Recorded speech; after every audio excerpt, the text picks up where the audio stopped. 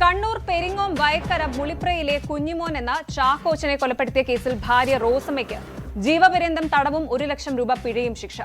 Taliparamba additional sessions കോടതി judge KN പ്രശാന്താണ് ശിക്ഷ വിധിച്ചത്. 2013 ജൂലൈ 6 പുലർച്ചെയാണ് കേസിനാസ്പദമായ സംഭവം നടന്നത്. സ്വത്ത് എഴുതി നൽകാത്തതിനെ തുടർന്നുള്ള വൈരാഗ്യത്തിൽ ഇരുമ്പ് പൈപ്പ് കൊണ്ട് തലയ്ക്കടിച്ച് അതിക്രൂരമായാണ് ചാക്കോച്ചനെ കൊന്നത്.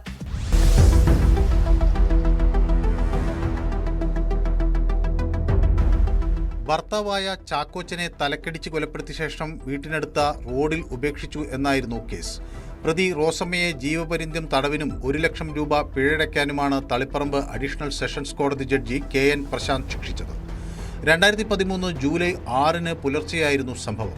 സ്വത്തുതർക്കത്തെ തുടർന്നുണ്ടായ വാക്കേറ്റം മൃഗീയമായ കൊലപാതകത്തിൽ കലാശിക്കുകയായിരുന്നു.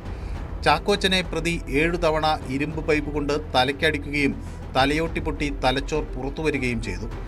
റോസമ്മയും മകനും ചേർന്ന് വീട്ടിൽ വെച്ചായിരുന്നു കൊല നടത്തിയത്. തുടർന്ന് 30 മീറ്റർ അകലെ റോഡരികിൽ മൃതദേഹം ഉപേക്ഷിക്കുകയും കൊല്ലാൻ ഉപയോഗിച്ച ആയുധം ഒളിപ്പിക്കുകയും ചെയ്തു.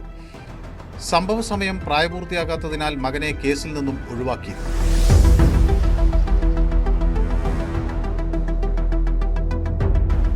പയ്യന്നൂർ മെഡിക്കൽ സ്റ്റോറിൽ സെയിൽസ്മാനായിരുന്ന ചാക്കോച്ചൻ തന്റെ പേരിലുള്ള സ്വത്തുവകകൾ ഭാര്യ റോസമ്മയ്ക്ക് എഴുതി നൽകാത്തതിലുണ്ടായ വൈരാഗ്യമാണ് കൊലയ്ക്ക് കാരണം എന്നാണ് കോടതി കണ്ടെത്തിയത്. കേസിൽ റോസമ്മ കുറ്റക്കാരിയാണെന്ന് കഴിഞ്ഞ ദിവസം കോടതി കണ്ടെത്തുകയും പ്രതി ദയ അർഹിക്കുന്നില്ലെന്ന് ചൂണ്ടിക്കാട്ടുകയും ചെയ്തിരുന്നു. തളിപ്പറമ്പ് അഡീഷണൽ സെഷൻസ് കോടതി പ്രവർത്തനം ആരംഭിച്ചതിനു ശേഷം വിധി പറയുന്ന ആദ്യത്തെ കൊലക്കേസ് എന്ന പ്രത്യേകതയും ഈ കേസിനുണ്ട്.